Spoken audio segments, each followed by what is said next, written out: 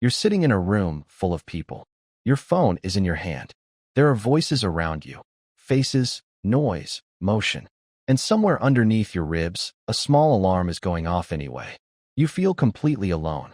It feels like a flaw, like something broken in you that needs fixing. Like everyone else got the manual on how to belong, and you missed the chapter. But the real answer is far stranger. That feeling isn't broken. It's working exactly as designed. It's one of the oldest alarm systems your body owns.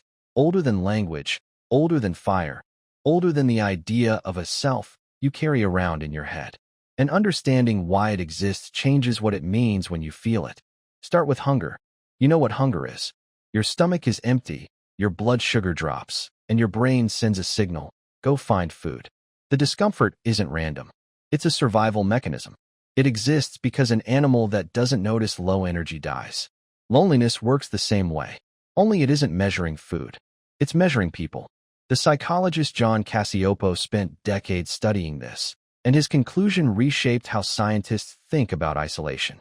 Cacioppo argued that loneliness isn't a mood. It's a biological signal, just like hunger or thirst, except this one is measuring something far more fragile, your level of safety within a group. Why would your body need that?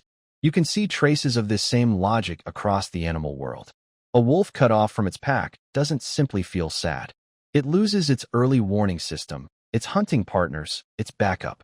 A single elephant separated from its herd becomes measurably more vulnerable to predators within hours, not months. Nature is full of creatures for whom solitude is a survival risk, not a private inconvenience. You inherited that same wiring. Go back, not a few generations. Go back tens of thousands of years, to a version of you standing alone on an open plain at dusk. No walls. No weapons beyond a sharpened stick. No walls. No weapons beyond a sharpened stick. No way to watch your back while you sleep. A human alone in that world wasn't just sad. A human alone in that world was prey. Group membership wasn't a preference. It was the difference between living until morning and not. So evolution built a warning system. The moment you drifted too far from the group, physically or socially, your brain triggered distress. Not because solitude itself was dangerous in that exact second, but because it predicted danger. Isolation meant no one to share food with during a bad season. No one to watch the perimeter while you slept. No one to help you fight, or carry you, or remember you existed at all. That ancient alarm still lives in you. It hasn't updated its software in 100,000 years. It doesn't know about apartments, or cities of 8 million strangers, or a phone full of contacts you never call. It only knows one thing. Closeness equals safety, and distance equals threat. So when you feel lonely in a crowded room, your nervous system isn't malfunctioning. It's running an ancient calculation. It's asking, quietly and constantly, if something happened right now, would anyone notice? Would anyone come? Here's where it gets stranger. Cacioppo's research found that chronic loneliness doesn't just feel bad. It changes your biology, measurably, the same way chronic stress does. Cortisol rises. Inflammation increases. Sleep fragments into shorter, lighter cycles. And that last part isn't incidental. It's the body preparing for danger that might come in the dark. Because for most of human history, being unwashed while you slept was one of the most dangerous states you could be in. Loneliness, in other words, doesn't just live in your mood. It lives in your immune system, in your blood pressure, in the architecture of your sleep. And the consequences aren't small. A landmark analysis led by researcher Julianne Holt-Lundstad combined data from over 300,000 people and found that chronic social isolation was associated with a higher mortality risk roughly comparable to smoking. Not a mild correlation. A risk factor sitting alongside one of the most well-documented killers in modern medicine. Think about that for a second. Loneliness isn't framed in public health conversations the way smoking is. There's no warning label, no campaign, no tax on isolation. And yet your biology treats prolonged disconnection as something close to a slow poison. And the strange part is, by almost every external measure, you should be less alone than any generation that came before you. You can message someone on the other side of the planet in less than a second. You can watch a stranger's entire day unfold on a screen before breakfast. Cities have packed more humans into smaller spaces than at any point in history. And still, Public health researchers across multiple countries have spent the last 2 decades documenting rising rates of self-reported loneliness, even as the number of technical connections available to the average person has exploded. More access, more isolation, both at once. That isn't a contradiction. It's a clue. Why would disconnection cost so much? Because for nearly all of human history, the cost of being alone wasn't symbolic. It was literal. Early humans who wandered from the group had no one to share a kill with during a famine, no one to pull a thorn from their foot before it turned septic, no one to wake them if a predator approached. Solitary humans simply didn't survive long enough to pass on genes that made them comfortable being solitary. You are, quite literally, descended from the ones who needed each other. The ones who didn't feel that need died out quietly, generations ago, and left no line behind them. There's an even stranger piece of evidence for this, and it doesn't come from humans at all. In the mid-20th century, psychologist Harry Harlow ran a series of experiments on infant rhesus monkeys that became some of the most famous and most ethically debated studies in psychology. He separated baby monkeys from their mothers and gave them 2 artificial replacements. One was made of bare wire but held a bottle of milk. The other was covered in soft cloth but offered no food at all.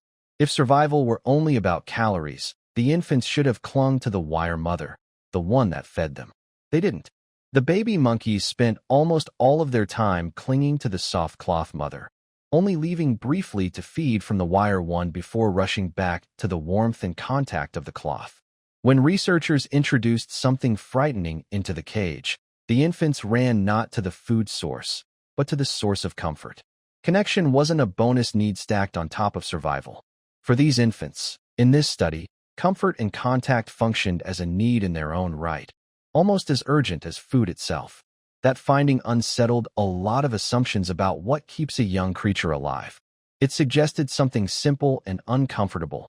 A body can be fed and still be starving for something else entirely. So here's the twist. Loneliness isn't evidence that something is wrong with you.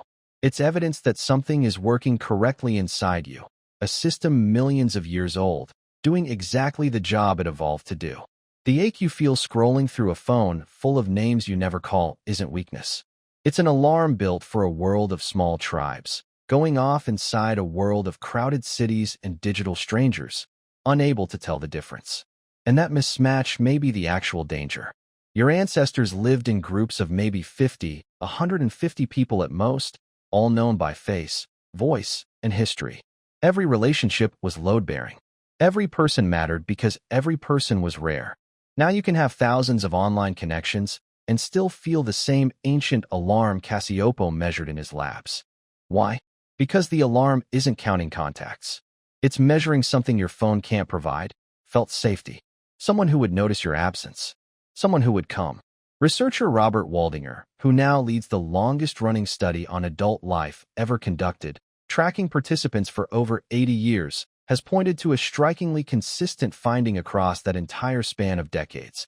The people who stayed healthiest and lived the longest weren't the wealthiest or the most accomplished.